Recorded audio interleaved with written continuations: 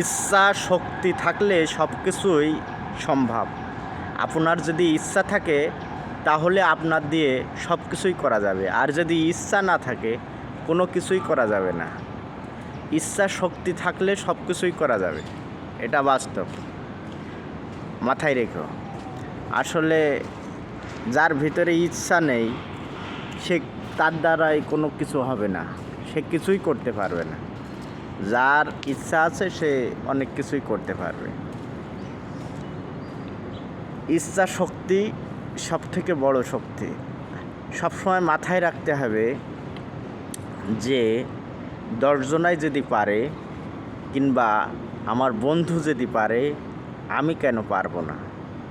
চেষ্টা করলে তুমি সফল হতে পারবে। তুমি যদি চেষ্টা না করো, তুমি যদি সেই কাজটা দেখে তার কাছ থেকে তুমি যদি শিখতে না পারো, তাহলে তুমি ব্যর্থ হয়ে যাবে। চেষ্টা করতে হবে, চেষ্টা করলেই সফল হবে। পরিশ্রমের বিকল্প নাই, সেটাও ঠিক আছে, তারপরও আপনার তো শিখতে হবে। আপনার পৃথিবীতে মানুষের হাতে ধরে কেউ কাজ শেখায় না। আপনি যখন সেই কাজে লেগে থাকবেন, বারবার আপনি ধরবেন, অবশ্যই যে জানে সে আপনার সিস্টেম জানিয়ে দেবে যে এই সিস্টেম, ওই সিস্টেমটাই আপনার মাথায় রাখতে হবে। ঠিক আছে? কেউ হাতে ধরে কাজ শেখায় না। এটা কাজ সম্পূর্ণ নিজের মেধা আর ব্যক্তিগত একটা হিসাব কিতাব আছে, সেইগুলো আপনার মনে মেমোরিতে রাখতে হবে। মনের মেমোরিতে যদি থাকে তাহলে আপনি সব কিছুই পারবেন, আপনি সফল হতে পারবেন। চেষ্টা করলেই সম্ভব। আর যদি চেষ্টা না করা হয় তাহলে কী হবে? হবে না। অতএব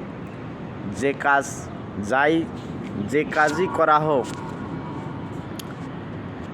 মনে করতে হবে ও যদি পারে আমিও পারবো। এইটাই হচ্ছে ইচ্ছা, এইটাই হচ্ছে শক্তি। এই ইচ্ছা শক্তি যাদের আছে তাদের দ্বারাই সব কিছুই সম্ভব।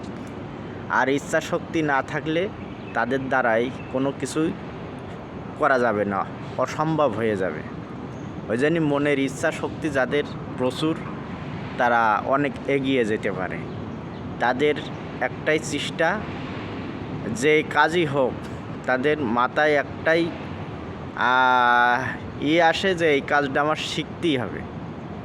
যাদের ভিতরে কাজ শেখার একটা আগ্রহ আছে, চেষ্টা আছে, তারাই সফল হতে পারে।